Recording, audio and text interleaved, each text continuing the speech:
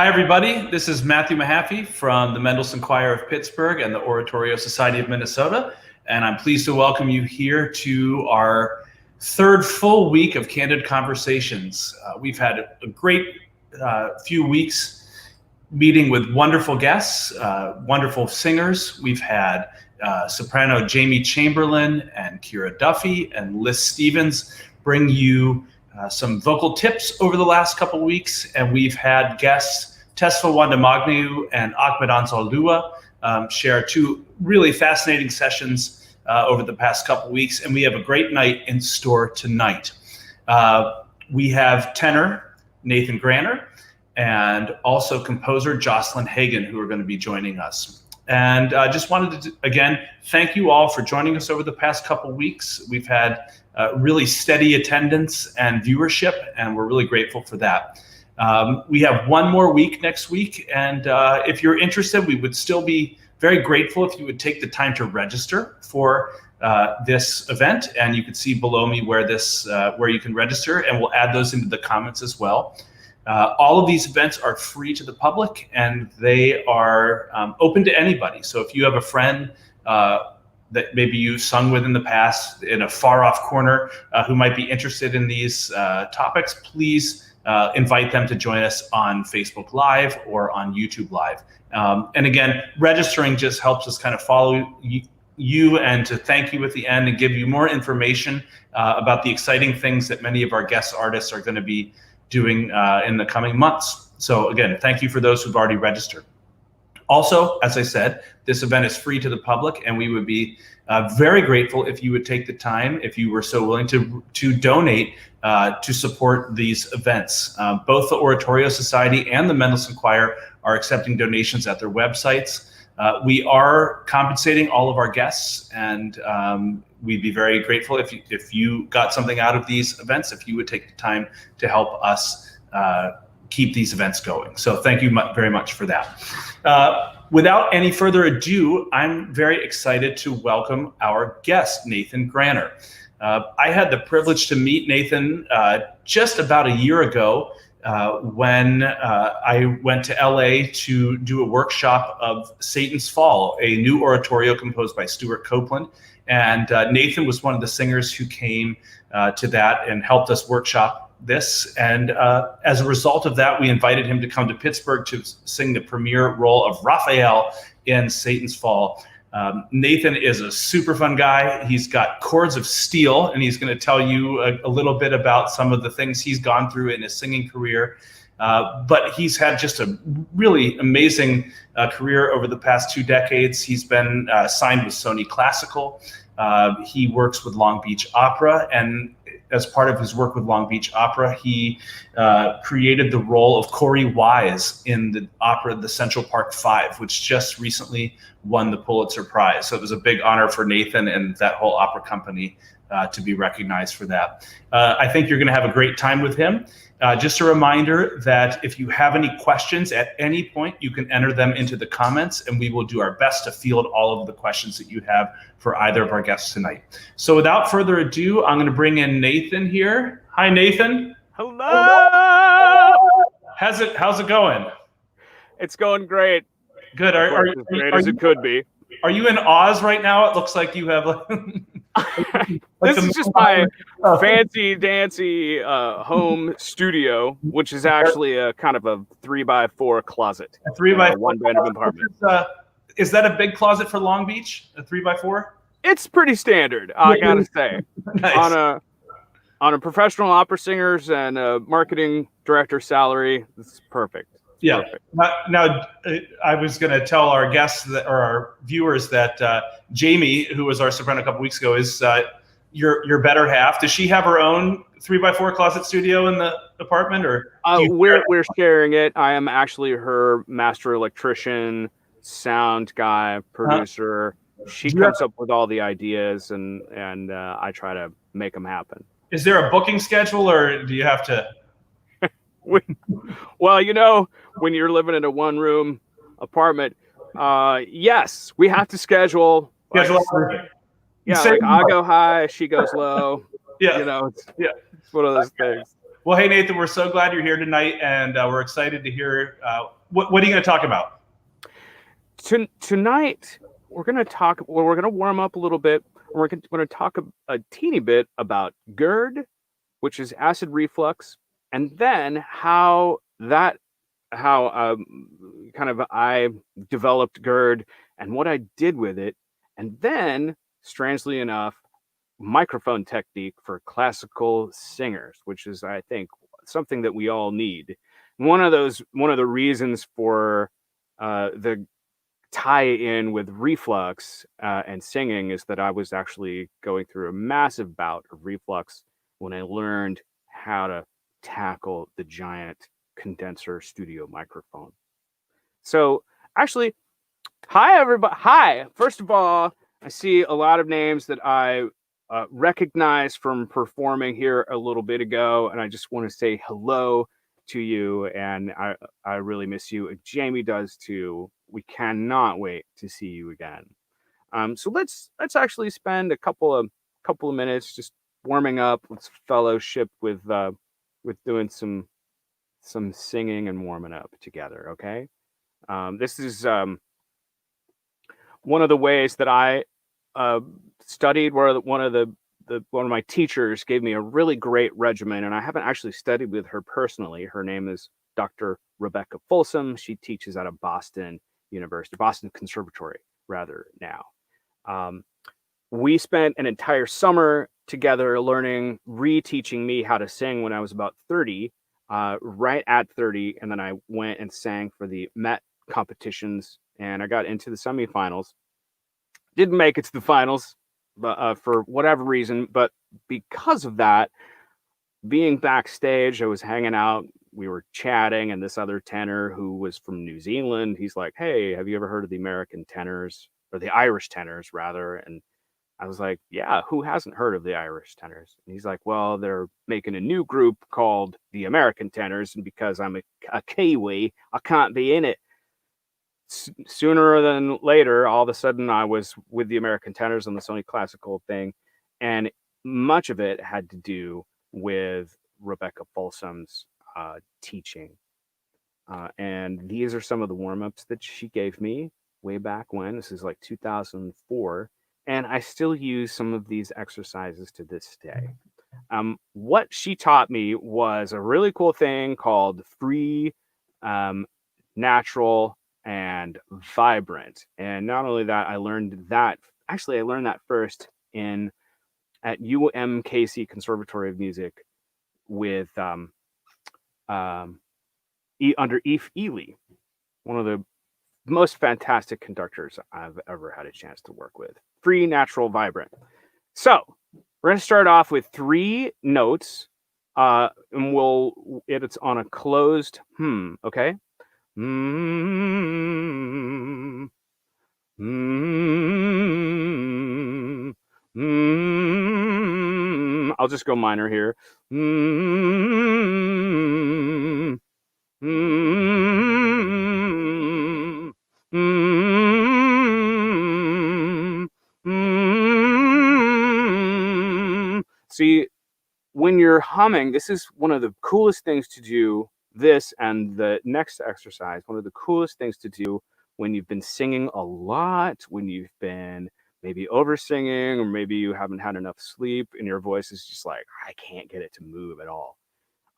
This is a very light exercise, and you want to really work on freeing the voice and making it be able to move, so that you go mm, mm, mm, mm, mm, mm, mm, mm, mm,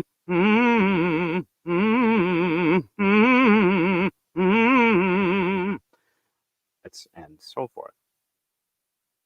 Now we'll head into the 4-note transition.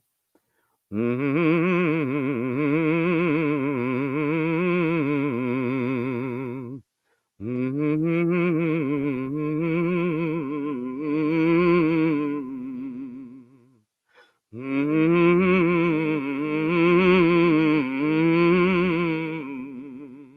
Mm-hmm.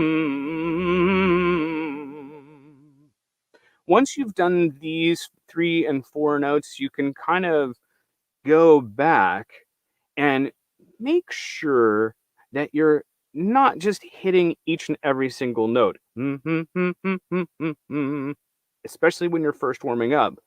You don't want, because just like a finger, you're only warming up, if you're hitting each note, you're only warming up these points in your vocal cords. You're not doing the whole thing. So you want to slide into it.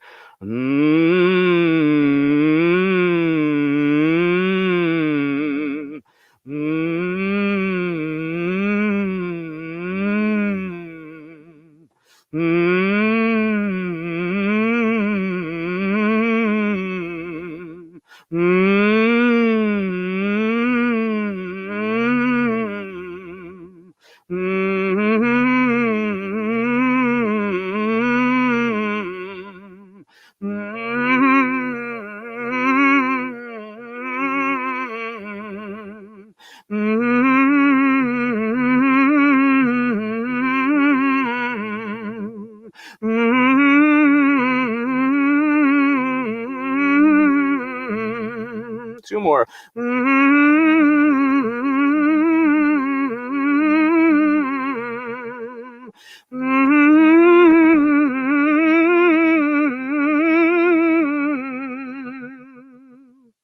So that is a really good way to kind of loosen up your voice, and you can do that actually anytime you want, any time of the day, any time of the night. And it's also a really good way to check in, because sometimes you'll be at the piano, you'll be all like, I don't know if I can really do this right now. So you start the little 4 3-note warm-ups, and you'll play the piano, and you're like, really, my voice wants to be a half step lower or a half step higher. So you go a half step lower, and your voice still keeps wanting to go a half step lower. That later on will be some of the symptoms that you might be suffering from a temporary or an actual case of GERD, gastrointestinal something distress, or reflux. Let's just do a couple more warm-ups here. This one is ma ma ma. Now, what I like to do with the ma ma ma, this is warming down. So in here with the ms, we've warmed up the middle voice and kind of gotten it supple, and just a little loose. But now ma ma ma, one of the things that I see with singers sometimes is they don't warm down. They don't warm their lower voice up. Some people call it chest register. Some people say it's something else or whatever. But what I am going for is the free and natural and vibrant. So ma ma ma ma ma, and if you want, I don't know, I know some people don't like the mass, but if you can like think of the nasal tones, because when you're singing in actual Italian, you really want this spread, ma ma ma. So we'll go down by half step, okay? Ma ma ma ma ma ma ma ma ma ma ma ma, and you want to keep that as open as possible, okay? So then after that, you want to go into your, yes, for tenors and sopranos and for baritones and basses, the high voice. And this is just really to strengthen up and try to contain and even out all of the registers, however many of them you think there are. I'm on 3. Some people are 2. Some people are 6. And registers are just different places where your kind of vocal cords and your vocalis mechanism in here kind of has to change gears. So the yee yee yee is all head voice, and it goes like this: yee yee yee. Yee yee yee yee yee yee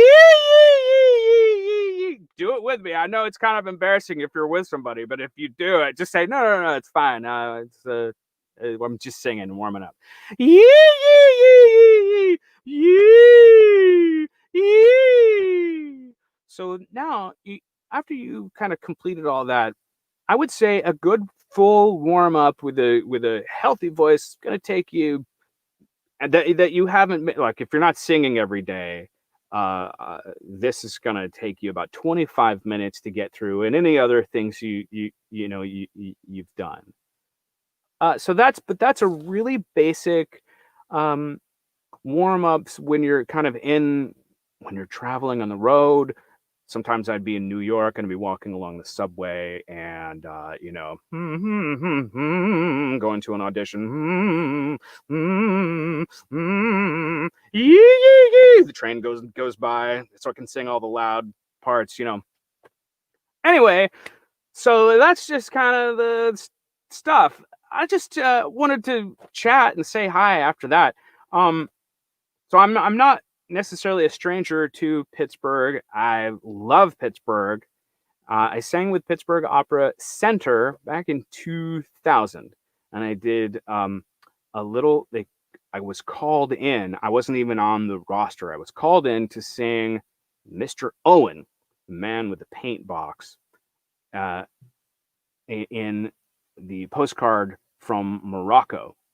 And what a fantastic opera, and what a fantastic town this is. It was kind of in the winter. They put me up at the Hyatt. I was like, yeah, okay, cool. Um, and got to do this real cool opera and continue on with my career, or at least start my career. This is before I signed with Sony. This is before a lot of things. I started singing when I was a little kid in Iowa, in church. I would sing in the kids choir, and I would listen to my dad sing his beautiful baritone voice, and I would be playing under the pews there. So and since then, I've always sung in a choir, actually until I graduated. And I love the experience of singing with people. It's just one of the most fantastic experiences. You spend time with each other, you vibrate sound and move sound with each other. Hi, Deborah. Hi. So it's a cool thing. I even actually, when I went to Kansas State University for about a year and a half, I talked to the dean and the Rod Walker, the main choir instructor, and I was like, I love this. I want to be a professional choir singer. And they both laughed at me.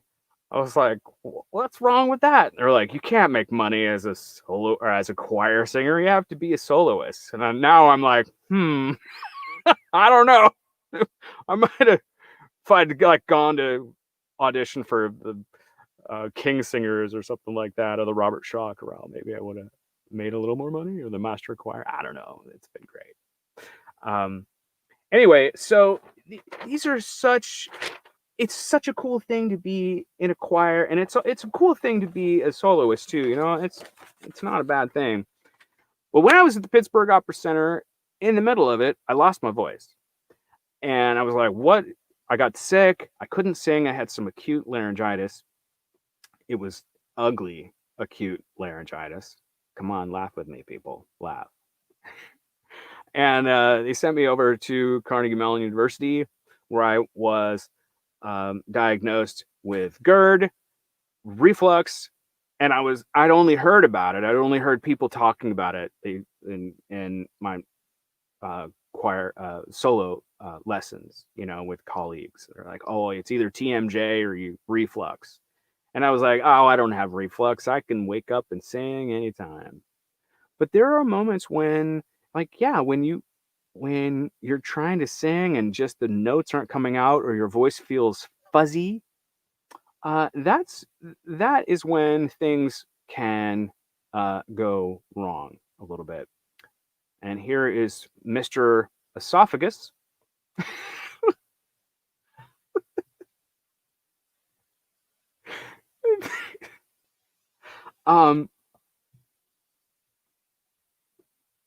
Yes. Thanks, Gus.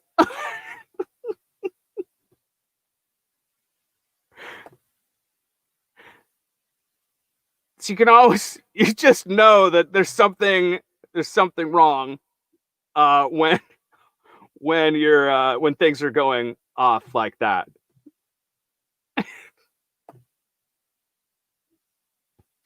So this thing won't stop. It's playing in my ear. Anyway, so I got diagnosed and it was really cool. And while that was happening, I met up with a great friend of mine to record my first album. And then we hooked up and did our second album, Bo Bledsoe. Just 1 second. I got to stop this crazy video. Gird kids. I don't know if you can hear this, but it's like playing in my ear. There we go. Okay, so in Kansas City, I was recording my second album with Bo Bledsoe, and all of a sudden I was like, I'm feeling Gird, and I was trying to sing really, really big, just as a big giant opera singer with a big giant opera singer sound, and it really wasn't working with the microphone.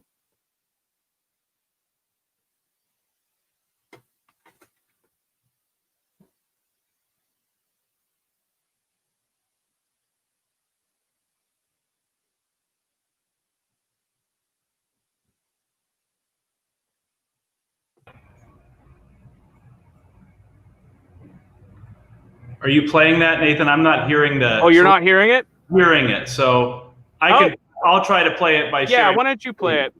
Okay. Why don't you play it? That might be easier. Here we go. Yeah, thank you so much. Down by the Sally Gardens, my love and I did meet. Yeah.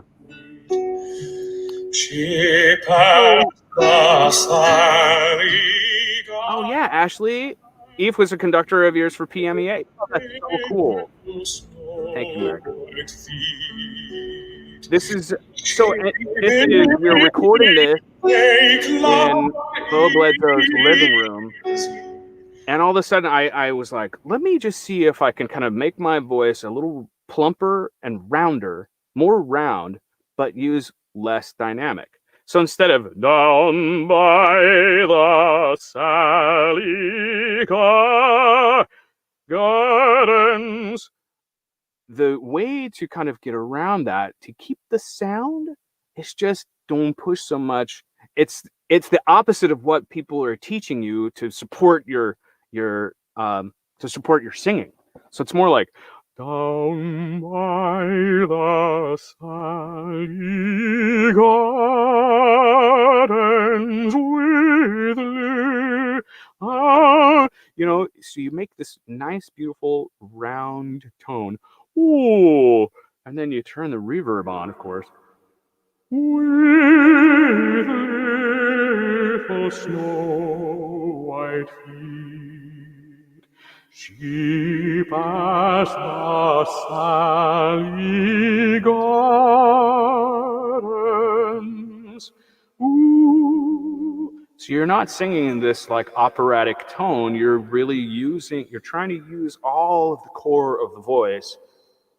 But you have to remember, with these microphones, they pick up everything. And not only that, these microphones are the extension of somebody's ear, of your listener's ear.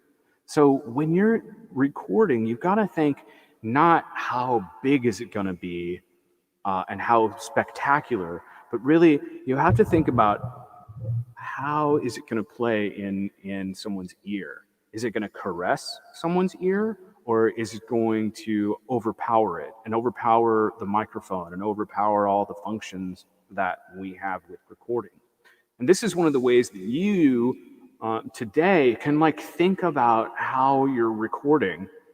So the question, we do have a question. How close do you stand to your mic? Well, so this mic is about this far away from me, give or take.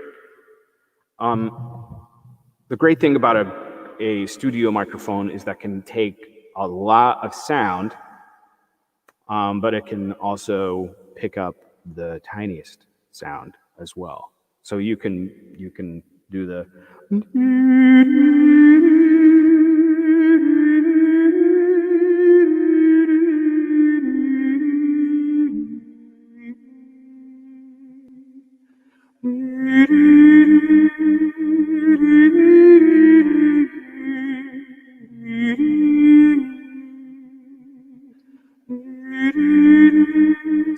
notice yourself just floating along, as opposed to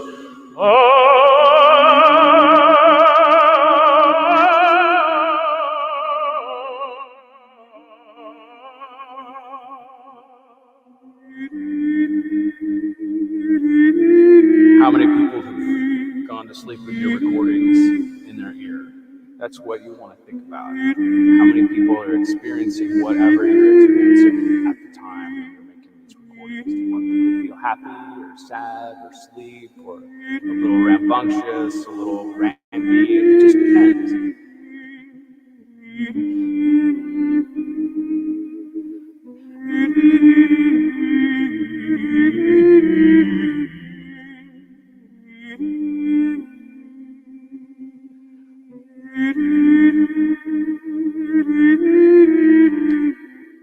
So, definitely open for any more questions. I've just been rambling and talking at you for a long time, and hopefully I've answered some questions. No, that was great, Nathan. Thank you. I think that's something that, I mean, what advice might you give to somebody who, like, I know personally as somebody who's been a choir singer and done some solo work, that the microphone really scares me. I mean, so you said how far away, you said a little bit, maybe you don't have to try to project as much, but try to create more of the tone, the overall tone you're looking for. Yes. Yeah. You really want to look at the tone. And you don't have to like explode into, the sound. You just sing as easy as you possibly can to get that really nice, warm, rich, yet bright sound, which is chiaroscuro, the light and the dark. How does that kind of maybe a little off topic, but I'm always amazed at some of these like metal guys, who just can wail forever. How loud do you think they're actually singing when they're? That's a really great question, and messing around with my microphone when I was younger, I kind of figured out the screamo technique. Let's see if I can. Is this too loud? Is this going to be loud? Is this loud at all? It's not loud. Fine. Well, I can't really do it, but you can get right into the microphone when you're recording and be like, all right. What's going on? And it sounds like you're singing, but all you're doing is whispering. Some people, really put the growl, and it is damaging for the voice, but you develop it, and however long you can sing is however long you can sing. But do you find, I mean, like with Satan's Fall, we use the microphones for you. Is that has to make a sing like that a lot easier for you, right? I mean, if you're working it properly, would you agree with that? Well, it is. It's more challenging and less challenging. There are pros and cons for each way, because when you're singing operatically or classically, let me just answer it like this. Okay. You got to sing to the room, and if your room is a microphone and a room, then there's a different technique that you want to really go for. With microphones, you can sing so much lower, and pick up this baritone sound. We probably have a lot of people watching who might be like singing solos in church and maybe using a microphone. It's probably not a great studio microphone like that either. It's probably like a SM58 or something. So would you tell them if they're in a medium-sized church to sing just to the microphone, or they have to communicate obviously with the people in the church as well? How do you? Right. So the microphone technique, it's just like being a jazz singer. You have to pull it. If you're singing at one level, if the jazz singers do, then that's fine, and they just pull it away or this. But if you're singing into a microphone and you don't have a sound engineer or a compressor writing your level, so you're not peaking or pegging or whatever, then you have to sing to your mic, but you also have to perform as well.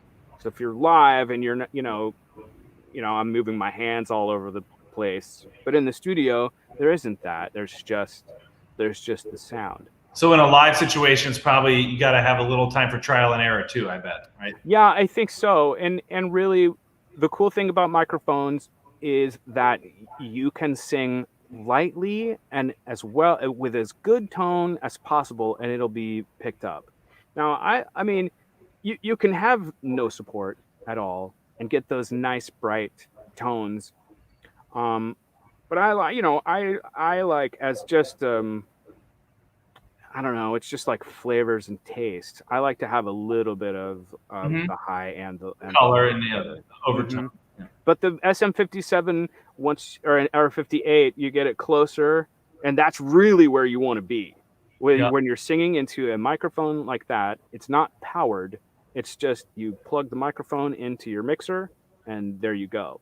Now, with these larger microphones, these studio microphones, they have a thing called phantom power. So there's electricity that's powering the sound that's traveling to your mixer. So it's doing a lot of the work for you. So don't bring that mic into your bathtub. Is that what you're saying? I would say not. I would say probably not a good idea. You don't want to be singing. Just add reverb, not a shower, for that microphone, right? Yes. Yeah. Or if you do that, then stick the mic on a boom stand. There you go. Over the shower. Great. And then it'll be fine. Super. Well, hey, Nathan, we're out of time. It's been really great to have you here this week and to reconnect. And I know a bunch of the Pittsburgh folks are glad to see you, but thanks for sharing your knowledge with us. And I know that you have, Jamie mentioned a couple weeks ago, you have an upcoming recital for Opera Orlando. And that's right. If people would take the time to register, and Emily can put up our registration banner here, then we can let you know when that's going to happen. And you can hear Nathan and Jamie sing. It's going to be broadcast live. Is that correct? That's correct. We're recording it live in a church, physically distanced, of course. Of course. And then we'll actually be playing the recordings while we're sitting on our couch. So we'll be in. Oh, nice. So it'll be a live hosted event. That'll be great. Yeah. Super. Well, again, if you register, we will take the time to let all these folks know about what you're up to. So great. Great. Well, thank you so much. Yep. You can you can sing with GERD, you can sing with reflux. You just have to be careful with it. Yeah. Thank you so much. All right. Thanks, Nathan. See you soon. Maestro. All right. Before we go on to Jocelyn and welcome Jocelyn Hagen to the studio, I just wanted to take a moment to recognize Melinda Mowry, who is the chorus master of the Oratorio Society of Minnesota. And in 2 days from now, it's going to be her last day on the job. And Melinda was a founding member, or is a founding member of the Oratorio Society, and has been in the choir for 40 years. And has been, over the past 12 years, while I've been the artistic director, has been the chorus manager. And she has just done an incredible job. And I just wanted to thank her from the bottom of my heart for her friendship, to me, for the professionalism and the kind of easy way that she goes about her job. We have a wide range of personalities in the Oratorio Society, and she is able to manage all of them with grace and humor. And so, Melinda, I wanted to thank you for your 12 years as the chorus manager, and I will miss you greatly, and I wish you all the best in what you are going to do. You said you have lots of plans for what you want to do in the next 12 years and whatnot. So, Melinda, you good? You're listening. I'm glad you could hear that. So Melinda has 2 more days. You can see there that picture sums Melinda up really well. She just always has a smile on her face and always has a great outlook on everything. So Melinda, thank you so much. We will miss you. As before, and also before we move on, I just want to tell you a little bit about next week. Next week, there is the host is me, and we will have a special guest. And the theme or the subject of the talk is going to be Mendelssohn's Elijah, his great oratorio. And we will have as a special guest my colleague from the University of Minnesota, Peter Mercer Taylor, who is the editor of the Cambridge Companion to Mendelssohn, has written numerous articles and book chapters about Mendelssohn and Elijah in particular. And we have posted one of his essays, up to the various websites of the Oratorio Society and the Mendelssohn Choir. And if you're so inclined, you can read his academic scholarly essay. It's about 30 pages, but that sounds like a lot, but there's a lot of musical examples, so it's really not that many words. And then we've also put up some information, actually links to videos that highlight the music that he's talking about. So Peter and I will spend some time talking about Mendelssohn's Elijah. We will take lots of questions about it. And I think I've had many singers in both groups tell me that it's their favorite work. So I thought it would be a fun way for us to wrap up our Candid conversations, looking a little bit more in depth about how Elijah is constructed and some of the hidden musical mysteries about it. So please tune in next Wednesday at 7 o'clock, and we'll be joined then by Victoria Vargas, who is our brand new voice faculty member at the University of Minnesota, a wonderful mezzo-soprano who sings regularly with the Minnesota Opera, and she's going to give a great lesson to you, followed by our talk about Elijah. So that's next week. Now, without any further ado, I'm really pleased to welcome my friend Jocelyn Hagan to the studio. Jocelyn is just one of my favorite composers.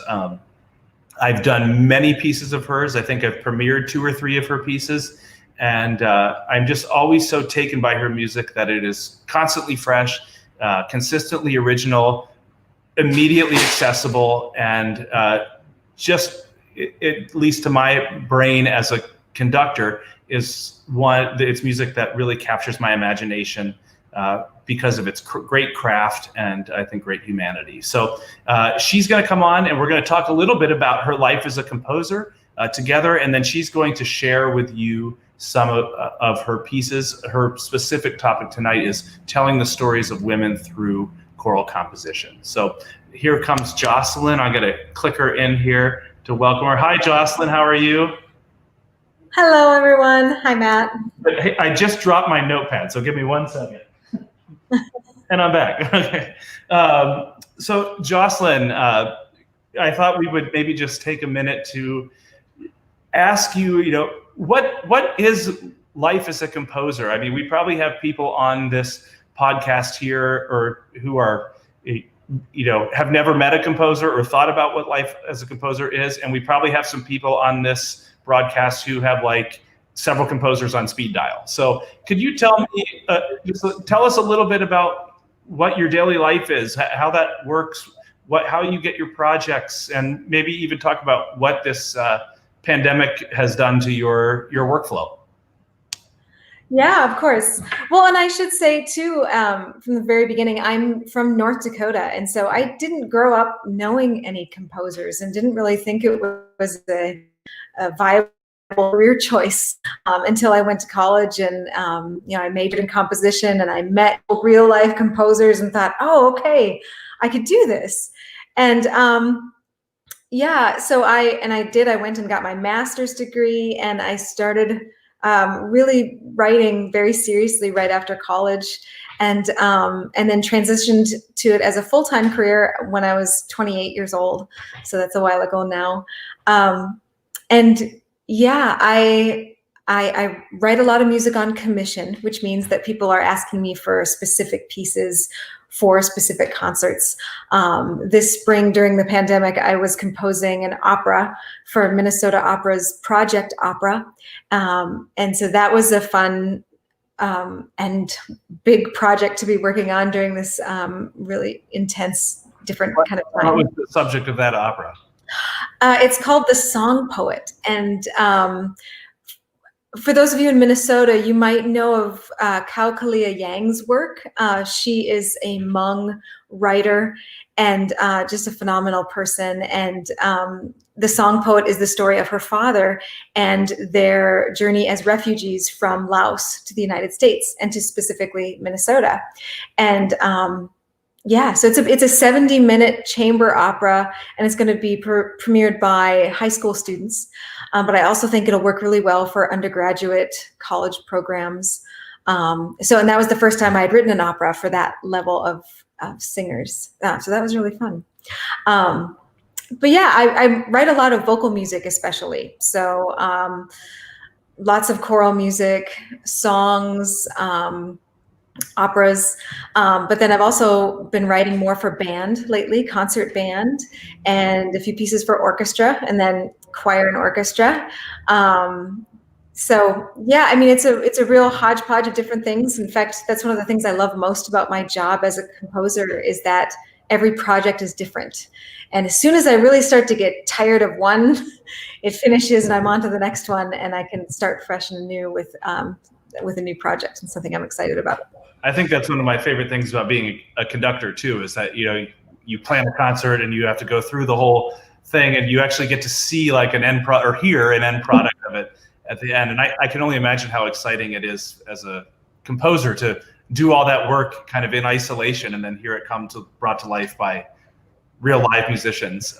I know many of the Mendelssohn Choir folks may remember that we premiered Jocelyn's piece, We Are the Stars, a few years ago. And we were part of the commission of your Leonardo da Vinci notebooks of Leonardo da Vinci, which if it weren't for this pandemic, we would have been doing in October. But we're going to get it done, because it's a really, really fantastic piece.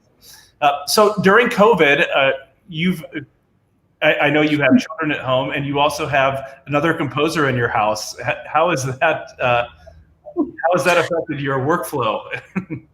It made it quite challenging. As a composer, I'm sure you can guess that I really require silence for my brain to think and to come up with all those different sounds for the music that I'm writing. And when the house is full of other sounds by other people, or boys running around the house with Nerf guns, or did that include the other composer in your house? Right. Yes, sometimes. But yeah, it actually. So my husband Tim is also a composer, Tim Takash, and he used to love to. Actually, he still does love to listen to music in the house, and I feel so bad because so often I have to be like, I need silence. I need you to turn it off because I can't think. And so he used to, and I think when we were younger too, when we were first married, there was a lot more music in the house just to listen to. And now I've gotten so that I really love my silence. So, and it's been great. We moved out into the country. And so we're, now just kind of far away from the city, and get to just have a lot of quiet around us, which I really love. That's great. Tim, I've premiered several of Tim's pieces too, and been part of those consortiums. I got a reminder here from Emily in the background that our junior Mendelssohn Choir performed on My Dreams this past November. So your music has been, I know it's very alive and well in Minnesota, and it's getting increasing performances in Pittsburgh too. So congratulations on that. So you're going to talk a little bit tonight about telling the stories of women. But I just wanted to take a moment to, there's a lot of talk in all sorts of fields of music about the voices of women, whether it be women conductors, women composers. And I just would like to hear you talk a little bit about what that means to you as being, a woman composer at the kind of forefront of your identity, or as being a composer. I know this is not nearly the same type of correlation, but I remember one of my teachers always said, when I was learning choral conducting, to say, think of yourself as a conductor, not always as a choral conductor. And I found in different places that sometimes I really have to think of myself as a choral conductor, and sometimes I really want to think of myself as a conductor. And I actually find that I work differently when I perceive myself in that way. Bringing the question back to you, what do you feel, how does that play out in your mind, women composer versus composer? Yeah, that's a really wonderful comparison, because there are definitely times when I don't feel like my female identity has anything to do with what I'm writing. Like I would say for the notebooks of Leonardo da Vinci, I don't really think that the fact that I'm a woman writing that piece really makes it any different, or there's nothing that I would say really points to the fact that I'm a woman telling doing that piece of music. I wouldn't say that. But yet there are so many other pieces of music that I've written that I do think that is true. Like this piece that I'm going to talk about a little bit more, in Songs from Muska, that was premiered by Conspirare last year. That definitely, I mean, I don't think a man could have written that work in the same way because so this music is setting the poetry of the women of Afghanistan. And so already that was a huge leap for me to connect to what those women were going through. And in the end, I was able to figure out how to draw those connections within our femininity, and feel it that way and feel good about that connection, and that I could tell that story and help share their story. But, and I find that for years and years, I've been drawn to the stories of women. And even growing up, listening to, pop and rock music, most of the artists that I listened to were women. I grew up in the time of Jewel and Indigo Girls and Alanis Morissette and Paula Cole. And, that was who I was listening to. And I think I was just always more drawn to what they had to say.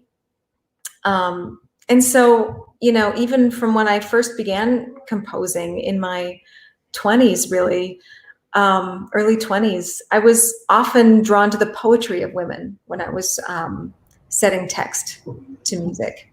What about Tori Amos? She was one of my favorites. Oh, yeah. How could I forget Tori Amos? Especially with all your piano parts, sometimes remind me of, I could hear almost a little Tori Amos in it sometimes. But so, I mean, have you found, you've had just an amazing last decade of creative output. I mean, and I know you have your own publishing company. What led you to start that? I mean, were there specific challenges that you feel you face as a composer because you were a woman, barriers that you had to overcome? Yeah.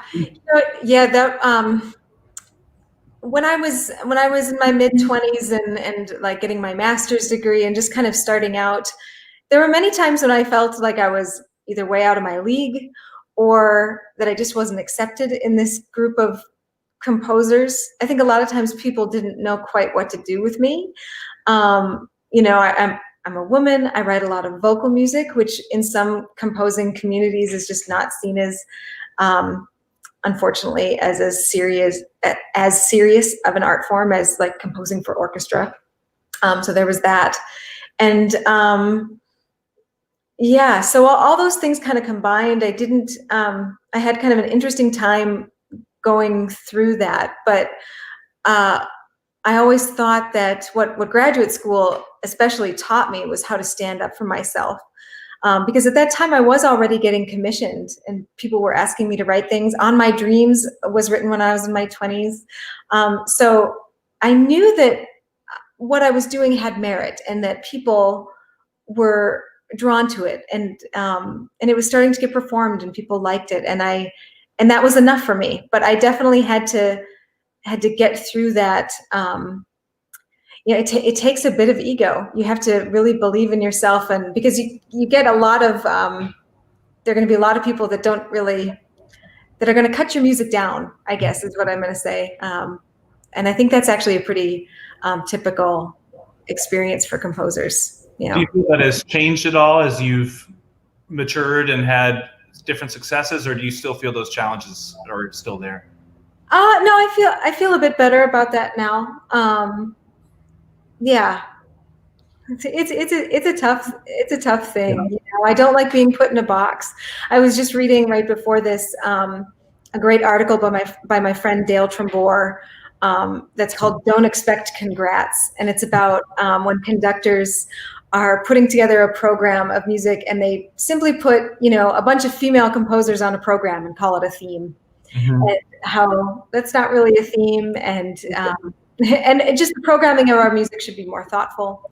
And I do agree with that. And but it's tough, there's a wide range of opinions too on this, even amongst female composers, is how we like to be treated. Right. I think that I've not read that article, but I definitely will. But it is interesting. It almost feels like a token to say, "Oh, I'm going to do a concert of all women composers," and so I mean that maybe goes back to my first question is, kind of what is. Where is the identity there? Is it like I just want my music to be performed? Do you want to be seen as a woman composer, or is that tangential or integral? Or it's such I think a wide-ranging question there. Because I've heard a joke before that if you did a concert of most concerts, if you go, especially the symphony orchestras, are just concerts of male composers, right? And so. So fine. But maybe I'll focus it this way. If you're giving advice to a young woman who wants to be a composer, what would you tell them? Trust yourself and just keep working really hard. I always kind of felt like I had to work harder than my male peers, just to get the same kind of recognition. And even today I see, there are a lot of rising stars that are men, and that sometimes it's like, wow. And I feel like, my journey was a bit more of a struggle. It was a bit harder. Like I think about, I wrote this piece called A Mass, which is an oratorio. And it's one of the things I'm most proud of is this large work that was premiered by the Singers in 2011.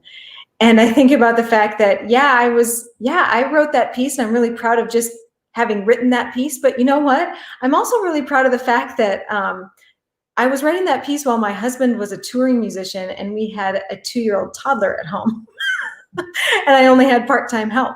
I think that, that's a different kind of story than right. Yeah, that you weren't able to just solely focus on that in ways that maybe others could have.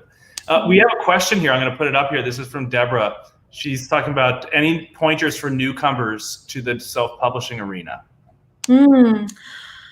Well, yeah, that's a great question. It's a lot of work, and it's usually more work than you think it's going to be too. And it also requires, it's a lot of networking, and it's a lot of, putting yourself in the right places at the right time. So, going to conventions and all that, which was all kind of tricky for me. Being a pretty introverted person, I had to really stretch those muscles and figure out how to do that well. But I'm so glad that I did, because now I'm much better at all of that. So the other thing I'd say is just make sure your stuff really looks professional. Give your scores to someone else to edit, just to check over, and see if they have any questions, or if there are collisions, or just, any of the random things that, that happen in scores. It's always great to get a second look on those pieces to make sure they look as perfect as you want them to, and professional. Great advice there. Mm-hmm. I just want to encourage those listening and watching, if they have any questions for Jocelyn as she begins to talk about some of her music. She's going to play some of it, to put them in there, and we'll make sure we get to your questions. But Jocelyn, we invited you on tonight to talk about telling the stories of women through choral performance. And I'm going to go in the background here and have you tell us about, I think, Songs for Muska. Yeah, sure. Well, one of the things that I was thinking that I'd bring up right at the beginning, because I just think it is a really great metaphor in the way I talk about this, is to talk about one of my very favorite movies that came out in recent years, and that's Wonder Woman.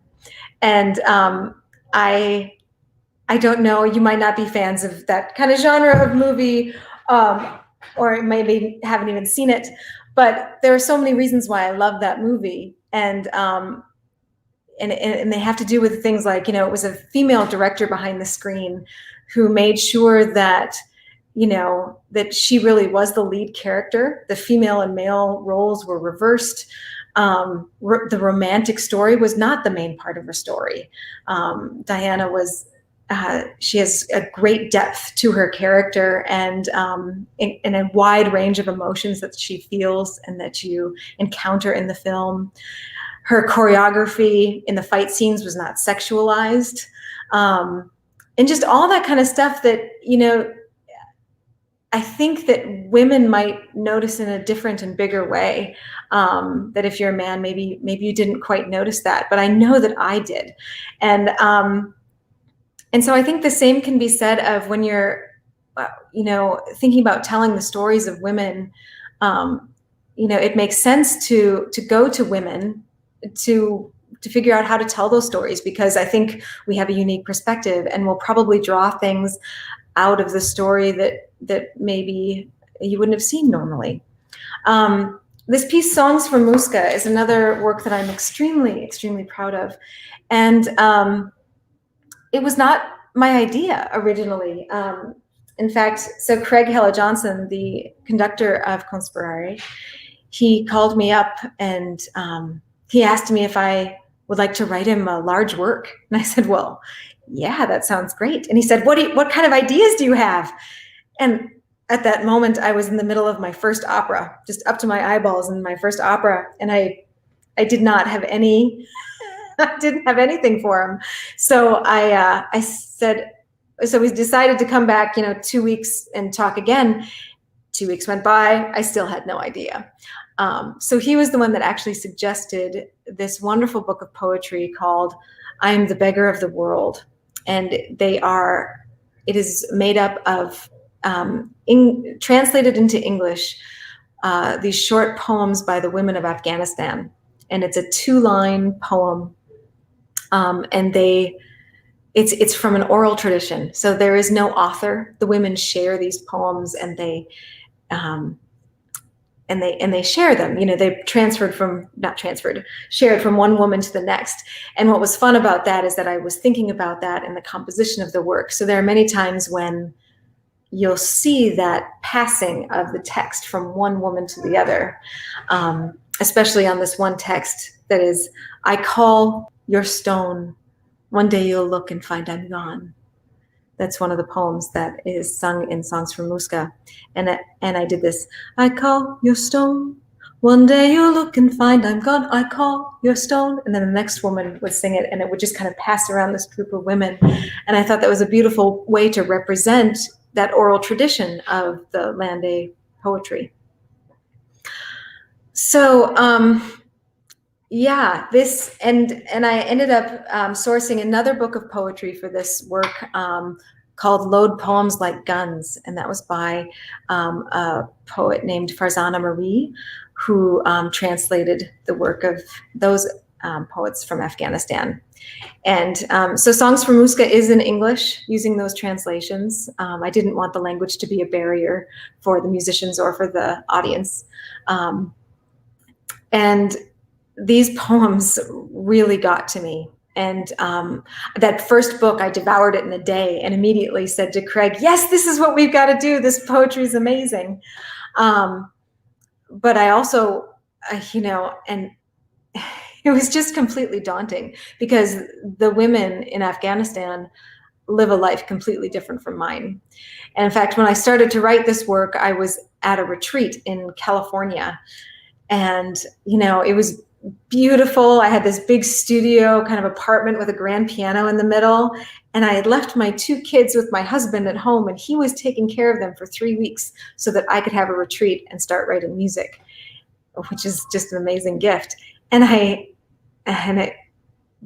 the privilege of that really was amazing and hard on me. And I don't get writer's block really, or, it's not a thing, but that I was stuck on that for a few days. Just how can I write this story? And then I grew confident in the fact that just like these translators of the poems, that I was sharing their story that needed to be told. So why don't we listen to one of these songs? I want to tell you a quick story about one of the poets. Nadia Anjuman was a famous budding poet in Afghanistan. She was kind of a literary darling. People were really loving her and her work. And she was married and had a baby boy. And she was married to another writer. And her light was starting to outshine his. And that created quite a bit of tension in their house. And at one point, it became too much. And her husband beat her and ended up killing her in the process. And the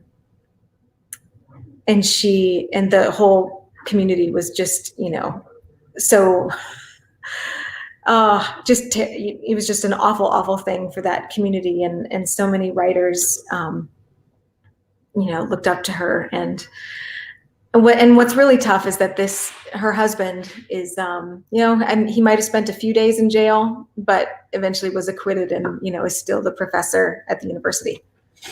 So so that's a tough story of this woman's life. So one of the other poets, Samaya Ramesh, wrote a poem called For Nadia.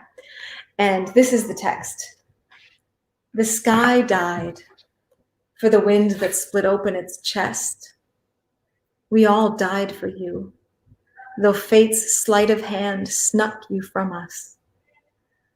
And you smiled from the sky for us and for the moments we carry away from our memories. So let's listen to For Nadia from the premiere performance of Songs for Muska.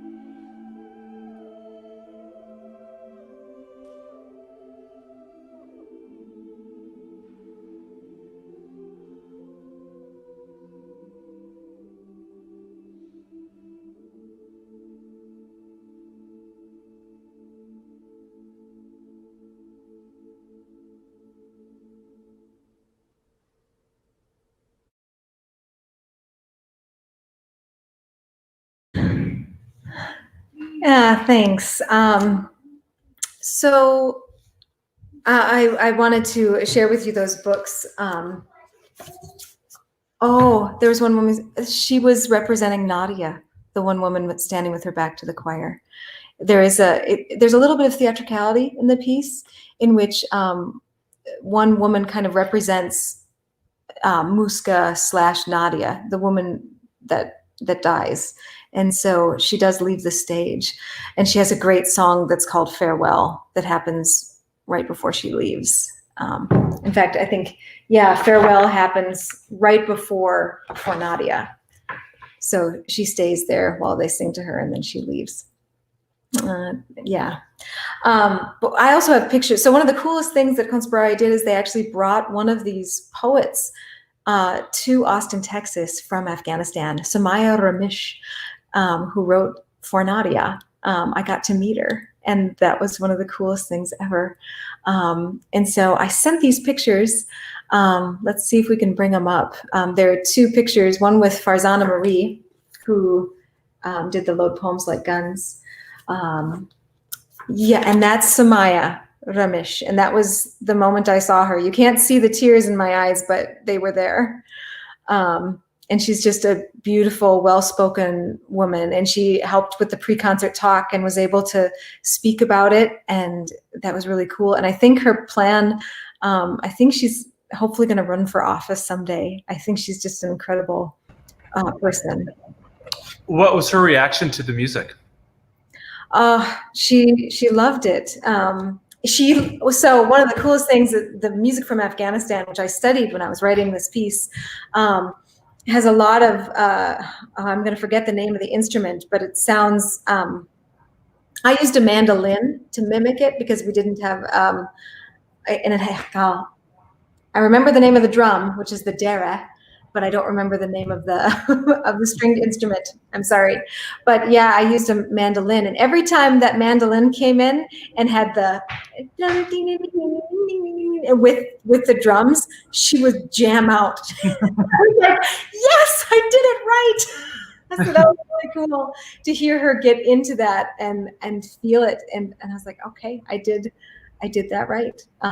So. Were there any kind of idiomatic scales or harmonies of Afghan music that you tried to incorporate? Yeah, definitely. The scales, I was studying the scales and would use them in different pieces in different ways. For Nadia isn't one of the pieces that I did, but in other pieces you can really hear that more. One of my favorite things that I took is there was a recording I was listening to of a processional music, and it was in 7, but a really fast 7. In fact, I had to consult other musician friends of mine to say, is this in 7? I think it is. And so I wrote it out, and it's like it's that fast. And when I shared the recording with the percussionists for Conspirare, I loved the way he talked about it. He's like, oh yeah, it's a dirty 7. We'll do it in dirty 7. I was like, that's fantastic. Yeah. So yeah. One of those things I mean, probably it's an oral tradition rather than a written out tradition. So the people just have to hear the rhythm and then complete it. Good. I just wanted to remind people if they're listening that the video of that movement and of a couple other things are up online at the various YouTube channels for the Oratorio Society and the Mendelssohn Choir. So if people wanted to go back and listen to it again, they can certainly do that.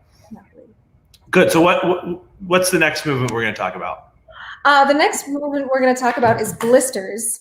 And that goes into a stronger theme of mine, or something that I'm passionate about. And that's that I don't think there's nearly enough sexy music written by women. So I am doing my part in writing sexy music for women. I have a song cycle called Kiss that is really sexy and fun. If any of you sopranos out there really want to try tackling that. But anyway, here is another song called Blisters, and it's a duet, and it feels kind of like an operatic scene. But here, let me read the text to you. And so this is the libretto that I'm going from here. And so you'll notice this Blisters, it's in 4 2-line couplets. So each of those couplets is actually its own poem or landé. And when I created the libretto, I put different landés together to kind of create my own poems and make them a little bit longer. But yeah, so here's this sexy poetry. Come, let's lie here thigh to thigh. If you climb on, I won't cry. Bright moon, for the love of God tonight, don't blind two lovers with such naked light. Our secret love has been discovered. You run one way and I'll flee the other. Because my love's American, blisters blossom on my heart. And for this one, you'll get to see the score a bit.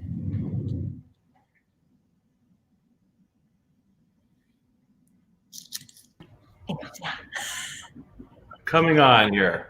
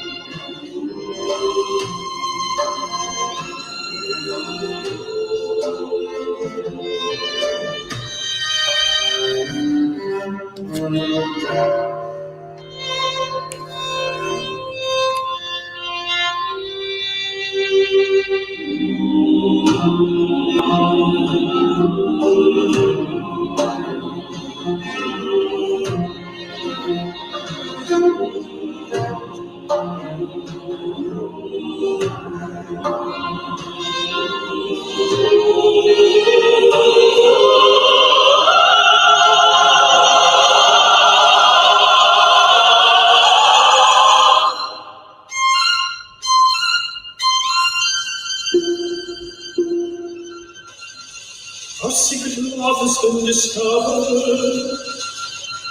You run the one way, and I'll flee the other.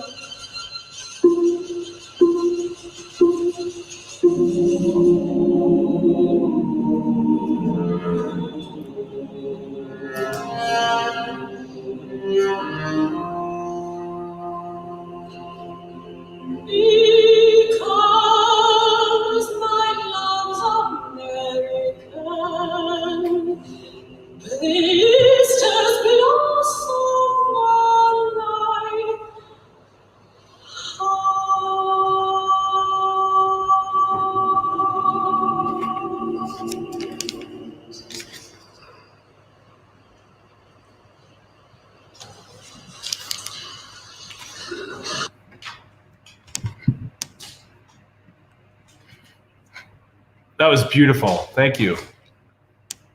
I can't hear. Let's see. Are you back? I can't hear you, Jocelyn. Oh, sorry. can you hear me? Yes, I can hear Great. you. Wonderful. So those are two of the movements of Songs for Muska. Could you tell us what's the whole work encompass? Yeah, how long is it? How many movements? Yeah, I think it's about 75 minutes long and let's see, 25 movements. And because a lot of those poems are so short, many of the movements are quite short as well. But yeah, that was a 4-year long project. which I was actually writing concurrently with the notebooks of Leonardo da Vinci. So they are both, I was writing those two at the same time, kind of going back and forth. And then they premiered in the same weekend. Wow. Well, I had forgotten that I was at the premiere of the Da Vinci in Minnesota, which is really a totally different piece in terms of, for those who aren't familiar with the work, it's a multimedia symphony essentially. With is that fair to say? Yep. It's a wonderful animations of the Leonardo's Da Vinci's notebook with really exciting and energetic and uplifting music. And what was it like to have to work on both those projects at the same time? One that was where the poetry is so heart-wrenching and gripping, and then the Leonardo is kind of an explosion of creativity within the notebook. Mm-hmm. I think I know for a fact that Songs from Muska just kind of tore my heart out, in a really good way. It was a beautiful process, but it was also really, really hard. And I know that that's why Da Vinci has a bit of a lighter feel to it. I needed that. I needed to be reminded of the good in humanity and the amazing things that we are capable of. Because in Songs from Muska, we kind of delve into awful things that we're capable of, and it was kind of hard to live there in those moments. And then, so I needed something to also remind me of, wow, what else are we capable of, and the beauty there. Would you write music for each piece on the same day, or did you have to kind of separate them completely? Or yeah, no, it was more that I wrote a big chunk of Muska. Actually, so it was chunks of Muska happened in throughout the years, and then I took a break near the end and wrote the entirety of Da Vinci, and then finished Muska. Okay, so you needed a little cleanse probably for yeah. Yep. But when so you took a break from writing this, and then you wrote a whole another piece, you said, which is about 35-40 minutes. Mm-hmm. And then was Muska different for you when you came back to it? Did you like solve the puzzle of it, or did you go back and have to edit things that you had done before, or what's that like as a composer? Yeah, the libretto didn't change at all. The form of the piece stayed the same, but I do think that every time I came back to it fresh and anew, and had a deeper feeling about it and what it should be like. And I talked about that with Craig when it was done. I said, I think this piece needed 4 years for me to write it, because it was initially we had to keep moving the premiere date because of first I had a tour that happened, and then they had something else happen. We just couldn't figure out how and when to premiere it, and then it ended up being on that same weekend in the end. So that piece is has a lot of intricacies, kind of new poetry for people to listen to, kind of inventive orchestrations. How did you feel the audience reacted to that? And if having just performed it the one time, are there things that, if people are presenting that again, that you as the composer would like to see differently? How do you react as a composer to a premiere like that? And how did the audience react to this, really deep subject matter? Yeah, well, definitely as I get older and have been doing this longer and longer, I don't have as many, changes or things I want to fix. I get pretty settled in how and I love it the way it is. There are really only just small minor changes that I need to go back and fix in the score. So that I can't wait to hear it again. Conspirare really wants to perform it again and hopefully record it, and I think that will be wonderful to share it with as many people as possible and to get this story out there and known. I think it's very special, and but there aren't many pieces like it, that tell a story about, the culture of, especially that culture of women, and I just think it's important, and yeah, I hope people pick it up and decide to perform it. Did you have any kind of trepidation about, being a Western composer, setting these words of a different culture, and how does that figure in? I mean, there's a lot of talk today in music and in culture about different appropriation of culture. How do you wrestle with that as a composer? Oh, that is such a great question. And for this, I took comfort in the fact that I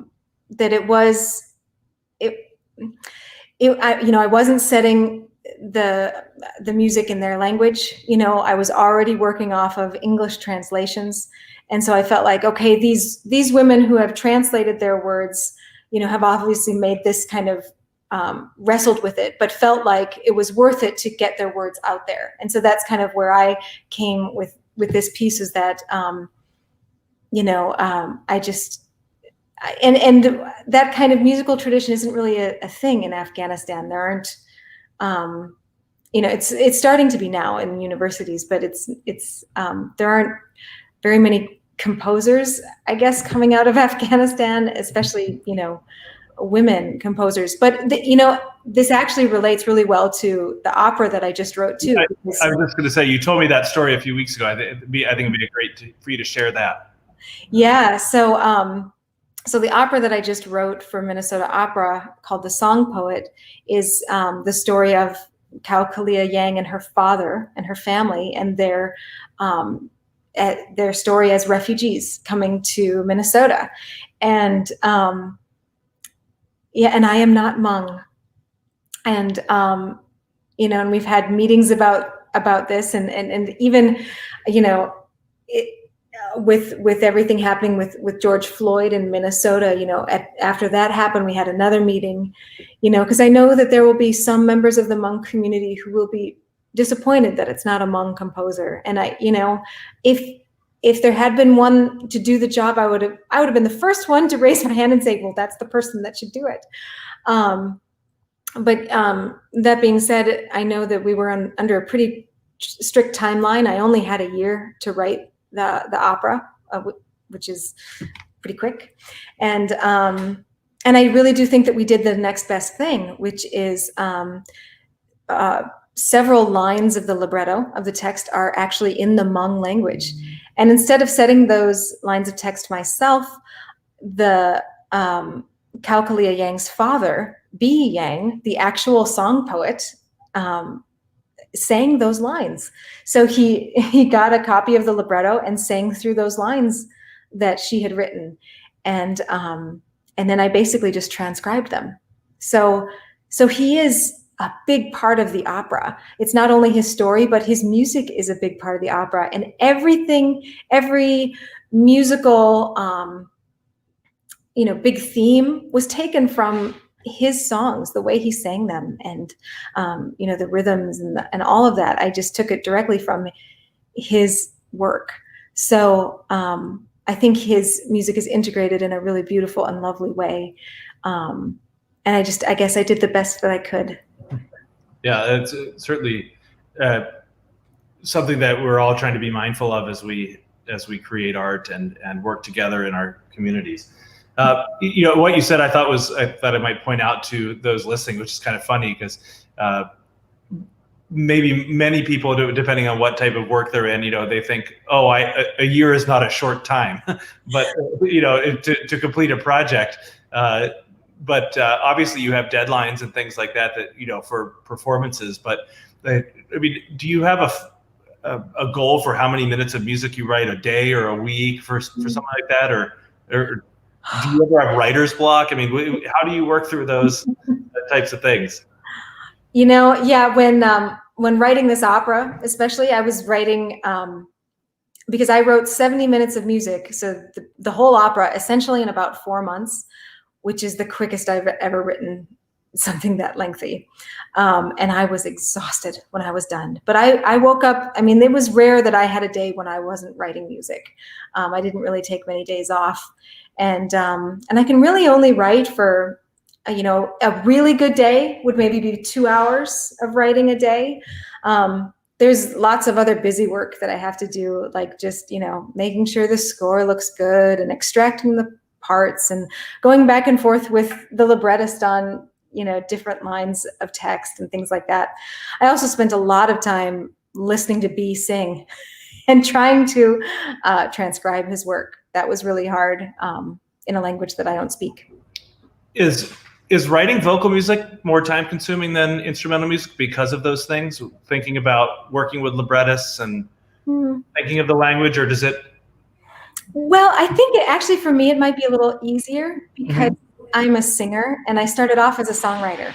So a song feels very natural to me. And often when I'm even reading a text through, it sings to me. I know exactly what it's going to sound like when I'm reading it. You can feel the melody of it, kind of. Yeah. So like in the Notebooks of Leonardo da Vinci, there's this movement called the Vitruvian Man. And that was the first part that I read that I knew what it was going to sound like. And it's from the top of the teeth to our lips to the top of the teeth to the center.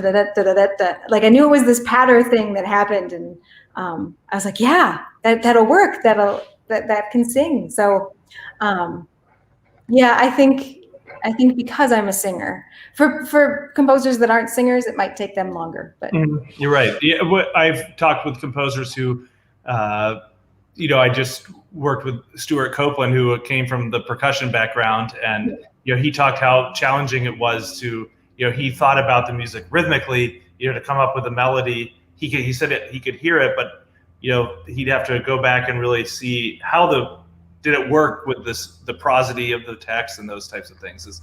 But that's interesting that you approach it kind of, your music's almost logogenic, right? It comes out of the word. Is that? Yeah, it's a good way. Good. Well, we're kind of Jocelyn, we're reaching the end of our time. I did have a couple questions that were back up here. One, I'm not going to put it on the screen, but ask what composers inspire you, or which you continue to kind of, maybe contemporary composers. Who do you listen to and think, oh man, that's totally unique or different, and that really does it for me? Yeah. Let's see. Well, I love Caroline Shaw. She won the Pulitzer Prize in, I forget what year, for her Partita for 8 Voices, which if you've never listened to that, you got to listen to that. She also just released a string quartet album called Orange. That's really fantastic. And I've been a big fan of Sarah Kirkland Snyder's for a long time, and she just released a Mass for the Endangered, which I haven't listened to yet, but I'm really excited about digging into that. Judd Greenstein is another one of my favorite composers. I'm about to write a piece based on or inspired by Beethoven, so I've been playing a little bit of Beethoven lately at the piano, and I wrote a piano piece on a theme by Brahms not long ago. So, and I played a lot of Rachmaninoff and Debussy and Copland and Barber growing up. So, To the Hands is my favorite Caroline Shaw work. That's a good one. Yeah. So just, going back to the title of your talk tonight, telling the stories of women, are there other stories that you can't wait to tell through music that you're just either waiting for the commission for or kind of are in your pipeline? Yeah, I'm busy right now finishing up the libretto for a piece for True Concord, and the jumping off point was women's suffrage. But there are a lot of women right now writing pieces kind of based on women's suffrage, so I've been thinking a lot about how to make mine different and stand out, and I think it's going to be called Here I Am, taking a line of text from a famous speech by Emmeline Pankhurst, an English suffragist. So yeah, I think it's going to be more about just listening to the voices of women. Like there are all these amazing women in history, and we should be listening to what they have to say. Yeah. And how the suffrage movement and getting the vote was really the beginning of that, the beginning of acknowledging that women have a voice and we should be listening to it. So that's really the main gist of what that piece is going to be about.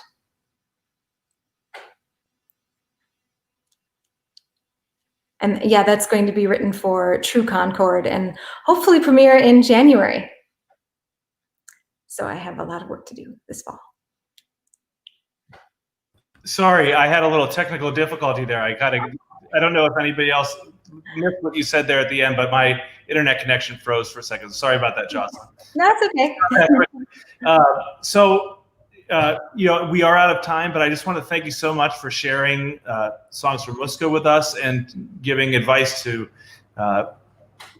young composers, and also just sharing, your wisdom about music and the way you think about it. So again, I love performing your music, and I'm always so looking forward to your new pieces, and just really thank you for spending the time with us here today. So thank you so much. Tell us where we can find you if people wanted to go and explore more of your music.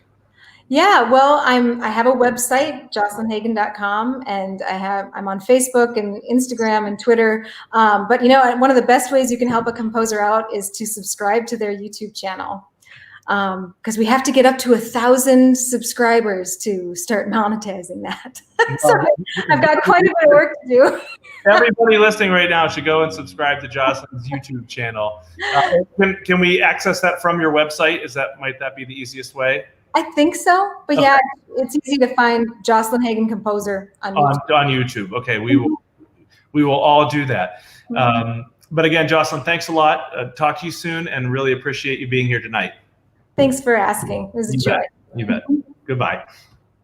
All right, everybody. That concludes our third week of Candid Conversations.